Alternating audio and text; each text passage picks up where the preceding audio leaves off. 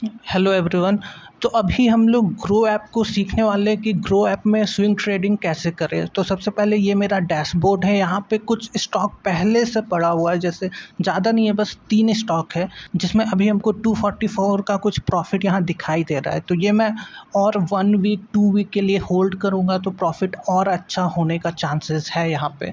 तो अभी हम लोग एक स्विंग ट्रेडिंग लेना चाहते हैं, बट उससे पहले अगर इस टाइप का वीडियो देखना है, ग्रो ऐप के बारे में जानना है या टेक्निकल एनालिसिस कैसे होता है स्टॉक का, तो उसके लिए सबसे पहले अभी वो सब्सक्राइब वाले बटन को मुक्का मार के तबाह कर दो, अपना फ़ोन को तोड़ लो। तो सब्सक्राइब वाले बटन को सबसे पहले यहाँ पे दबाओ। ओके, तो सबसे पहले हम लोग अभी जो स्टॉक खरीदने वाले हैं उसका नाम है शारदा एनर्जी एंड मिनरल।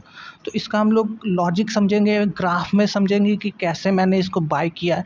तो सबसे पहले स्विंग ट्रेडिंग में, क्योंकि आप मल्टीपल डे के लिए सेल नहीं कर सकते, शॉर्ट सेलिंग स्विंग ट्रेडिंग में यहाँ पे ग्रो से आप नहीं कर सकते, तो इसमें लॉन्ग ही जाना होगा। तो लॉन्ग के लिए बाय करना पड़ेगा आपको।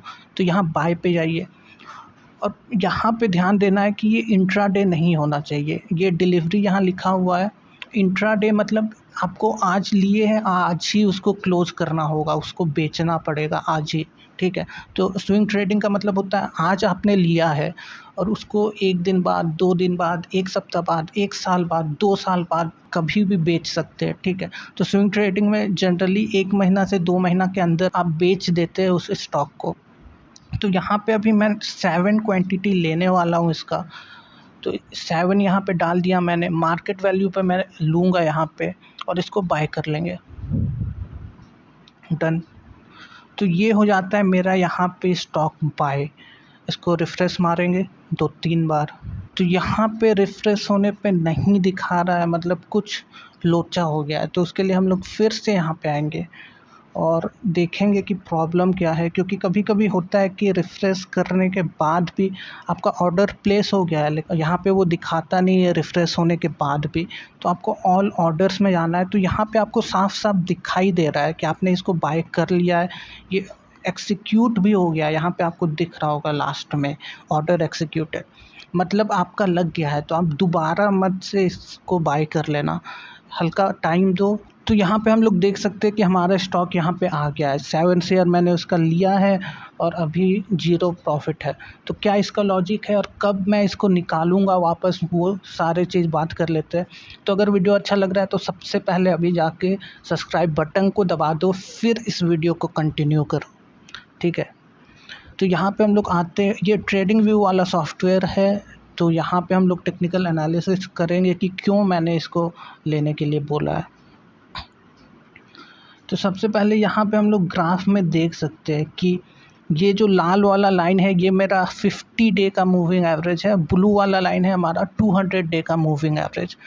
तो आइडियली जो कंडीशन होना चाहिए कि 50 डे मूविंग एवरेज 200 के ऊपर होना चाहिए, मतलब अप ट्रेंड चल रहा है, बायर्स लोग यहाँ हावी है, और जो प्राइस का शेयर है वो दोनों मूविंग एवरेज से ऊपर होना चाहिए। तो यहाँ हम लोग देख सकते हैं 50 डे मूविंग एवरेज 200 डे के ऊपर है और प्राइस दोनों के ऊपर है, मतलब हाँ यहाँ पे बायर्स बहुत ज़्यादा हावी है। और अगर हम लोग यहाँ पे देखें तो ये जो RSI है इसका वैल्यू भी मिडिल पे कहीं पे है, मतलब ना ज़्यादा ना कम। तो यहाँ पे आप ख़रीद सकते हैं। ओवरऑल जो ट्रेंड है ये स्टॉक का, ये पूरा अप ट्रेंड है। तो मतलब हाँ यहाँ पे स्विंग ट्रेडिंग का अच्छा यहाँ पे कंडीशन हम लोग को दिख रहा है। अगर हम लोग यहाँ ट्रेंड लाइन बनाते हैं तो हमें दिख रहा है कि इस एरिया पे आके यहाँ से सपोर्ट लेने का कोशिश हो रहा है, मतलब यहाँ से ये ऊपर स्टॉक जा सकता है, जाने का चांसेस है। और क्या यहाँ पे रीज़न है, जो 50 डे मूविंग एवरेज है वहाँ से बहुत बार सपोर्ट लिया है, जैसे यहाँ पे आके सपोर्ट लिया है, फिर यहाँ पे आके सपोर्ट लिया है, यहाँ सपोर्ट लिया है, मतलब ये 50 डे मूविंग एवरेज को रिस्पेक्ट कर रहा है। और यहाँ पे हम लोग देख सकते हैं अभी भी जो ये 50 डे मूविंग एवरेज से ही बाउंस बैक हुआ है, तो यहाँ कम से कम इस लेवल तक तो ये आने का चांसेस है। तो मेरा टारगेट वही रहेगा, तो इसको स्टॉप लॉस और टारगेट भी हम लोग लगा के दिखा देते हैं। ये लॉन्ग पोजीशन मैंने यहाँ पे बाय किया है, ठीक है, और मेरा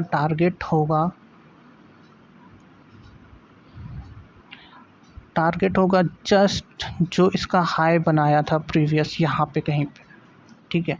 और मेरा जो स्टॉप लॉस होगा, ये जो लो है इसका ट्रेंड लाइन के पास, इस जगह पे मेरा स्टॉप लॉस होगा, इससे हल्का सा नीचे। तो मैंने यहाँ 7 क्वांटिटी ऑफ शेयर लिया है, तो मेरा अगर यहाँ पे लॉस होता है, अगर स्टॉप लॉस हिट होता है तो निकल जाना है, तो मेरा 280-300 रुपीज़ का लॉस होगा। और जो प्रॉफिट होगा वो 70 पॉइंट्स, यानी कि 500 तक का प्रॉफिट यहाँ हो सकता है। लेकिन जो टारगेट है यहाँ पे हम लोग निकल नहीं जाएंगे। जब भी स्टॉक का प्राइस जिस दिन भी यहाँ तक अगर आ गया, तो हम लोग देखेंगे क्या और ऊपर जा रहा है स्टॉक या वहाँ से नीचे आने का कोशिश कर रहा है। तो अगर नीचे आता है तो वहाँ पे हम लोग प्रॉफिट बुक कर लेंगे, लेकिन स्टॉक प्राइस ऊपर भी जा सकता है। तो स्विंग ट्रेडिंग का यही फ़ायदा है कि हाँ, आपका जो रिस्क टू रिवॉर्ड रेशियो वो 1:2 से भी ज़्यादा, मतलब 1:5 तक चला जाता है। तो यहाँ प्रॉफिट का कोई सीमा नहीं है, वो प्राइस देख के आपको पता चलेगा। लेकिन लॉस होगा तो मेरा बस 300 का लॉस ही होगा। तो है यहाँ पे ये फ़ायदा होता है। तो मेरा टारगेट ये रहेगा, पहला टारगेट।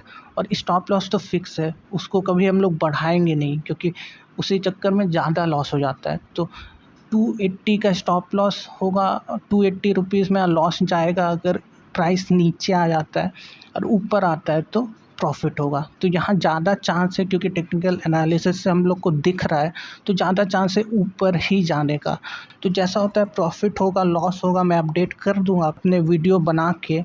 तो अभी हम लोग देख सकते हैं सब हरा दिखाई दे रहा है, मतलब प्रॉफिट सब में हो रहा है, ज़्यादा नहीं बट होगा, क्योंकि मैंने इसको 2 दिन पहले ही लिया है। अभी इसको 1 वीक या 2 वीक तक होल्ड करके रख सकते हैं।